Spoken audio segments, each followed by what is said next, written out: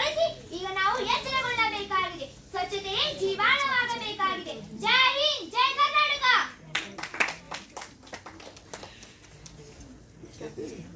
ಸಹೋದರ ಸಹೋದರಿಯರೇ, ಬನ್ನಿ ನಾವೆಲ್ಲರೂ ಒಂದುಗೂಡಿ ನಮ್ಮ ಸುತ್ತಲಿನ ಪರಿಸರವನ್ನು ಸ್ವಚ್ಛಗೊಳಿಸಬೇಕಾಗಿದೆ.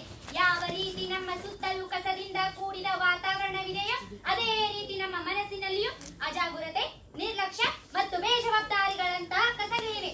ಅಂತಹ ಕಸವನ್ನೆಲ್ಲ ನಮ್ಮ ಮನಸ್ಸಿನಿಂದಲೂ, ನಮ್ಮ ಮನೆಯಿಂದಲೂ ಮತ್ತು ನಮ್ಮ ಸುತ್ತಮುತ್ತಲಿನ ವಾತಾವರಣದಿಂದಲೂ ಗುಡಿಸಿ ಹೊರಹಾಕಿ ಸ್ವಚ್ಛಗೊಳಿಸಬೇಕಾಗಿದೆ. ಸಹೋದರ ಸಹೋದರಿಯರೇ, ಬನ್ನಿ ಸ್ವಚ್ಛತೆಯ ಈ ಮಹಾಯುದ್ಧದಲ್ಲಿ ಪಾಲ್ಗೊಳ್ಳಿರಿ.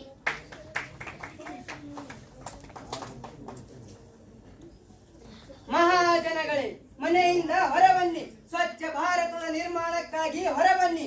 ನೀವಿಂದು ಹೊರಬಂದು ಮಲಿನತೆಯ ವಿರುದ್ಧ ಹೋರಾಡದಿದ್ದರೆ ಮುಂದೊಂದು ದಿನ ಕಸದಲ್ಲಿಯೇ ಬದುಕಬೇಕಾಗುತ್ತದೆ ಎಂಬುದನ್ನು ತಿಳಿದು ಹೊರಬನ್ನಿ. ಸ್ವಚ್ಛ ಮಹಾಭಾರತದ ಯುದ್ಧದಲ್ಲಿ ಪೊರಕೆಗಳು ಎಂಬ ಕತ್ತಿಗಳನ್ನು ಹಿಡಿದು ಹೊರಬನ್ನಿ. ಹಿರಿಯರೇ, ನಾನೊಬ್ಬ ಚಿಕ್ಕ ಬಾಲಕ. ನಾನು ಕಸಮುಕ್ತ ಭಾರತದ ಪಣ ತೊಟ್ಟು ಸ್ವಚ್ಛ ಭಾರತ ಅಭಿಯಾನದಲ್ಲಿ ಪಾಲ್ಗೊಳ್ಳಲು ಬಂದಿದ್ದೇನೆ. ಇಂದು ನಾನೊಬ್ಬ ವಿದ್ಯಾರ್ಥಿ. ಸ್ವಚ್ಛತೆಯ ಕುರಿತು ಈ ಶುಚಿತ್ವದ ಅಭಿಯಾನದಲ್ಲಿ ಸೇರುವುದಕ್ಕೆ ಬೀದಿಗಿಳಿದು ಬಂದಿದ್ದೇನೆ. ಬನ್ನಿ ಬನ್ನಿ ನನ್ನ ವಿದ್ಯಾರ್ಥಿ ಸ್ನೇಹಿತರೆ, ನನ್ನ ಹಾಗೆ ನೀವು ಮುಂದೆ ಬನ್ನಿ. ಸಾವಿರಾರು ಸಂಖ್ಯೆಯಲ್ಲಿ ಮನೆ ಶಾಲೆಗಳಿಂದ ಈ ಶುಚಿತ್ವದ ಅಭಿಯಾನಕ್ಕಾಗಿ ಪಾಲ್ಗೊಳ್ಳಲು ಹೊರಬನ್ನಿ. ಕಸದ ರಾಶಿ ಬೆಳೆಯದಿರಲಿ, ಕಸದ ರಾಶಿ ಬೆಳೆಯದಿರಲಿ, ಕಸದ ರಾಶಿ ಬೆಳೆಯುತ್ತಿರಲಿ, ಕಸದ ರಾಶಿ ಬೆಳೆಯುತ್ತಿರಲಿ, ಕಸದ ರಾಶಿ ಬೆಳೆಯುತ್ತಿರಲಿ, ಕಸದ ರಾಶಿ ಬೆಳೆಯುತ್ತಿರಲಿ. ನಿಲ್ಲಿ ಮೂರ್ಖ ಮಾನವರೇ, ನೀವು ಏನನ್ನು ಮಾಡಲು ಹೊರಟಿರುವಿರಿ? ಸುಮ್ಮನೆ ಇಲ್ಲಿಂದ ಹೊರಟು ಹೋಗಿ. ಯಾರು ನೀವೆಲ್ಲ? ನೀವೇಕೆ ಇಲ್ಲಿಗೆ ಬಂದಿದ್ದೀರಿ? ನಮ್ಮ ದಾರಿಗೆ ಅಡ್ಡ ಬಂದಿದ್ದೀರಿ. ಇವಳು ಮಲಿನತೆಯ ರಾಣಿ, ಇಡೀ ಪ್ರಪಂಚದಲ್ಲೇ ಕಸದ ರಾಶಿ ಬೆಳೆಸುತ್ತಿರುವ ಪ್ರಚಂಡ ರಾಣಿ. ಇಡೀ ಪ್ರಪಂಚದಲ್ಲಿ ಮಲಿನತೆ ತುಂಬಿಸಿ ಕೊಳಚೆಯನ್ನಾಗಿಸಿ ಆ ಸಾಮ್ರಾಜ್ಯದ ಮಹಾರಾಣಿಯಾಗಿ ಮೆರೆಯಲು ಬಂದಿದ್ದಾಳೆ. ಮಲಿನತೆಯ ಸಾಮ್ರಾಜ್ಯ ಶಾಶ್ವತವಾಗಲಿ, ಮಲಿನತೆಯ ಸಾಮ್ರಾಜ್ಯ ಶಾಶ್ವತವಾಗಲಿ, ಮಲಿನತೆಯ ಸಾಮ್ರಾಜ್ಯ ಶಾಶ್ವತವಾಗಲಿ. ಇಲ್ಲ, ನಾವಿರುವವರೆಗೂ ಎಂದಿಗೂ ಮಲಿನತೆಯ ಸಾಮ್ರಾಜ್ಯ ಸ್ಥಾಪನೆಯಾಗಲು ಬಿಡುವುದಿಲ್ಲ. ಇಡೀ ವಿಶ್ವದಲ್ಲಿ ದೊಡ್ಡ ದೊಡ್ಡ ದೇಶಗಳು, ದೊಡ್ಡ ಸಿರಿವಂತರು ಹಣದಾಸೆಗಾಗಿ ನನ್ನ ಪರವಾಗಿರುವಾಗ, ಕಸವನ್ನು ಪರ್ವತದಂತೆ ಬೆಳೆಸುತ್ತಿರುವಾಗ, ಎಂದೂ ಕೇಳರಿಯದ ರೋಗಗಳು ನಿಮ್ಮಂತಹ ಮಾನವರಲ್ಲಿ ಕಂಡು ಬರುತ್ತಿರುವಾಗ, ನಿನ್ನಂತವರು ಸಾಮಾನ್ಯರಲ್ಲಿ ಸಾಮಾನ್ಯ ನಾಗರಿಕರು ಏನು ತಾನೇ ಮಾಡಲು ಸಾಧ್ಯ? ನಿಮ್ಮಂತವರು ನನಗೆ ತೃಣ ಸಮಾನ. ನನ್ನ ತಾಯಿ ಸಾಮಾನ್ಯರಾಗಿರಬಹುದು, ನಾನು ಸಾಮಾನ್ಯನಾಗಿರಬಹುದು, ನಾವೆಲ್ಲರೂ ಸಾಮಾನ್ಯರಾಗಿರಬಹುದು. ಆದರೆ ನಮ್ಮಲ್ಲಿರುವ ಆತ್ಮವಿಶ್ವಾಸ ಅಸಾಮಾನ್ಯವಾದದು. ಸಾಮಾನ್ಯರಿಂದಲೇ ಅಸಾಮಾನ್ಯ ಕಾರ್ಯಗಳು ಆಗುವುದು. ಇತಿಹಾಸದ ಪುಟವೊಮ್ಮೆ ತೆಗೆದು ನೋಡು. ಇತಿಹಾಸದ ಪುರುಷರೆಲ್ಲರೂ ಇತಿಹಾಸ ಪುಟದಲ್ಲಿ ಸೇರುವ ಮುನ್ನ ಸಾಮಾನ್ಯ ನಾಗರಿಕರೇ. ಗಾಂಧೀಜಿ ಎಂಬ ಸರಳ ವ್ಯಕ್ತಿಯಿಂದಲೇ ಸ್ವಚ್ಛತೆ, ಶುಚಿತ್ವದ ಕಲ್ಪನೆ ಹುಟ್ಟಿಕೊಂಡಿದ್ದು.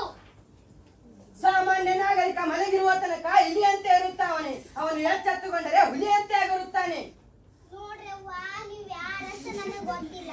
ಆದ್ರೆ ಈ ಕಸದ ಕಾಲಾಗ ಸಾಕು ಸಾಕು ಬ್ಯಾಸರ ಹೋಗೈತಿ. ನಿನ್ನ ಕಾಲು ಬೀದಿನಿ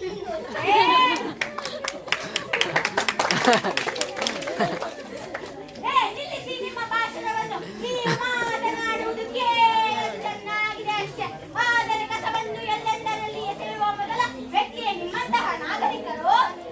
ಅದರಿಂದ ಹರಡುವ ರೋಗಗಳಿಗೆ ಬಲಿಯಾಗುವವರು ನೀವೇ. ಇದರಿಂದ ಮೊದಲು ಕಷ್ಟ ಅನುಭವಿಸುವವರು ನೀವೇ, ಈಗ ಇಲ್ಲಿಂದ ಹೋಗುವವರು ನೀವೇ. ಇಲ್ಲ, ನಾವು ಇಲ್ಲಿಂದ ಹೋಗುವುದಿಲ್ಲ. ಸರಿ, ನೀವು ಇಲ್ಲಿಂದ ಹೋಗದಿದ್ದರೆ ನಿಮ್ಮ ಮೇಲೆ ಆಕ್ರಮಣ ಮಾಡಬೇಕಾಗುತ್ತದೆ. ಇಲ್ಲ, ನಾವು ಇಲ್ಲಿಂದ ಹೋಗುವುದಿಲ್ಲ.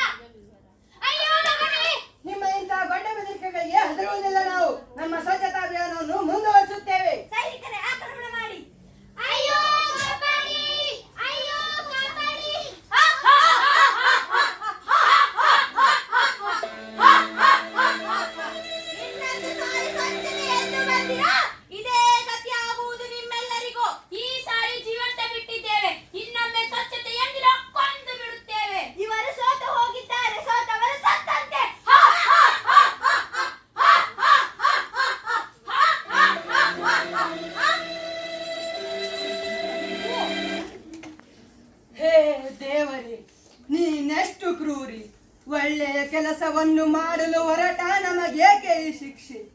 ಸ್ವಚ್ಛತೆಯ ಕುರಿತು ಜಾಗೃತಿ ಮೂಡಿಸುವುದು ತಪ್ಪೆ? ಶುಚಿತ್ವ ಕಾಪಾಡಿ ಆರೋಗ್ಯದಿಂದಿರಿ ಎಂದು ಹೇಳುವುದು ತಪ್ಪೆ?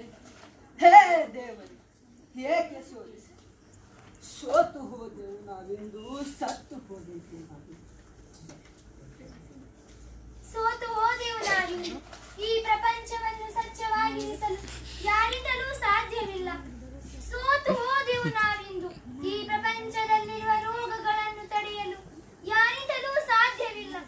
ಈ ಸೋತು ಹೋದೆವು ನಾವಿಂದು. ಈ ಪ್ರಪಂಚವನ್ನು ಸ್ವಚ್ಛವಾಗಿರಿಸಲು ಯಾರಿಂದಲೂ ಸಾಧ್ಯವಿಲ್ಲ. ಸೋತು ಹೋದೆವು ನಾವಿಂದು. ಸೋತು ಹೋದೆವು. ಇಲ್ಲ, ನಾನೆಂದಿಗೂ ಸೋಲನ್ನು ಒಪ್ಪಿಕೊಳ್ಳುವುದಿಲ್ಲ. ಗಡಿಯಲ್ಲಿ ಶತ್ರುಗಳ ಗುಂಡಿಗೆ ಎದೆಯೊಡ್ಡಿ ಯುದ್ಧ ಮಾಡಿ ವೀರ ಸ್ವರ್ಗ ಸೇರಿದ ವೀರ ಯೋಧನ ಪತ್ನಿ ನಾನು. ಯುದ್ಧ ಮಾಡುವುದು ಹೇಗೆ ಎಂಬುದು ನನಗೆ ತಿಳಿದಿಲ್ಲವೇನು? ಸೋತು ಹೋಗಿರುವೆವು ತಾಯಿ ನಾವು. ಸೋತು ಹೋದ ನಾವು ಸತ್ತಂತೆಯೇ ಸರಿ.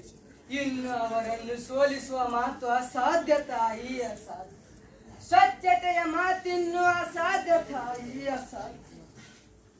ಅಸಾಧ್ಯ, ಅಸಾಧ್ಯ, ಅಸಾಧ್ಯ ಎಂಬ ಪದದಲ್ಲಿ ಸಾಧ್ಯವೆಂಬ ಪದವಿದೆ.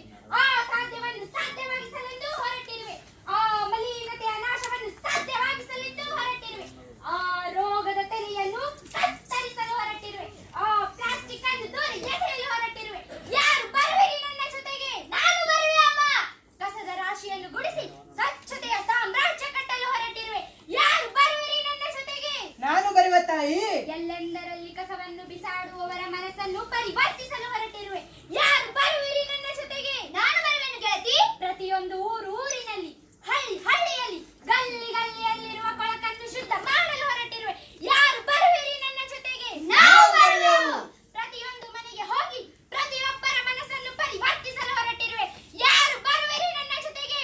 ನಾವು ಬರುವೆವು. ನಡೆಯಿರಿ, ಹೋಗೋಣ, ಸ್ವಚ್ಛ ಭಾರತವನ್ನು ನಿರ್ಮಿಸೋಣ.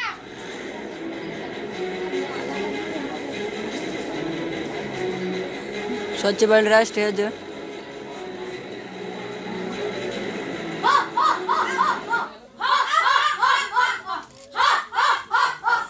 ನಿಮಗೆ ಇನ್ನೂ ಬುದ್ಧಿ ಬಂದಿಲ್ಲವೇ? ಒಂದು ಸಾರಿ ಸೋತು ನಿಮಗೆ ಮತ್ತೊಮ್ಮೆ ಸೋಲುವ ಆಸೆ? ನಾವು ಸೋಲಾಕ ಬಂದಿಲ್ಲ, ಆ ಸೋಲನ್ನ ಸೋಲ್ಸಾಕ ಬಂದಿವಿ. ಆಕ್ರಮಣ ಮಾಡಿ ಸ್ನೇಹಿತರೆ, ಆಕ್ರಮಣ ಮಾಡಿ.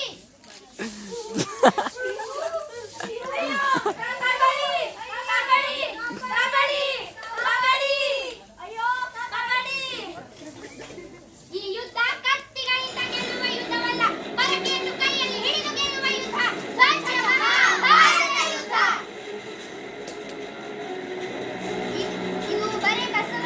ಇದು ಬರೀ ಹೇಳುವ ಮಾತಿನದಿಲ್ಲ. ಇದು ಪೊರಕೆಯನ್ನು ಹಿಡಿದು ಸ್ವಚ್ಛಗೊಳಿಸುವ ಯುದ್ಧ. ಸ್ವಚ್ಛ ಭಾರತ ಯುದ್ಧ. ಈ ಯುದ್ಧ ಬಂದೂಕುಗಳಿಂದ ಮಾಡುವ ಯುದ್ಧವಲ್ಲ, ಕೈಯಲ್ಲಿ ಪೊರಕೆ ಹಿಡಿದು ಸ್ವಚ್ಛ ಸಮಾಜವನ್ನು ಕಟ್ಟುವ ಯುದ್ಧ. ಸ್ವಚ್ಛ ಭಾರತ ಯುದ್ಧ.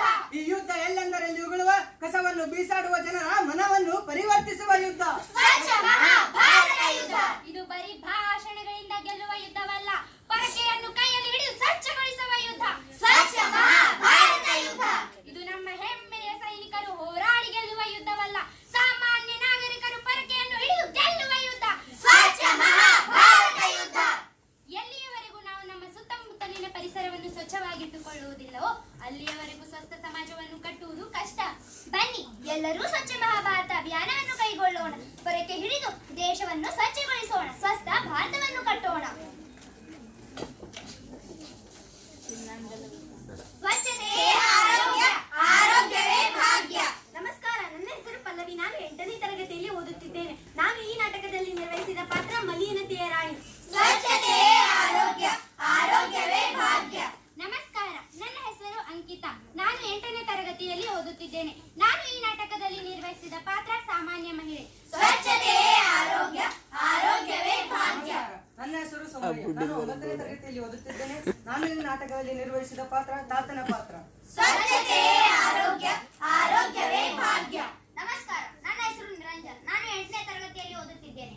ನಾನು ಈ ನಾಟಕದಲ್ಲಿ ನಿರ್ವಹಿಸಿದ ಪಾತ್ರ ಒಬ್ಬ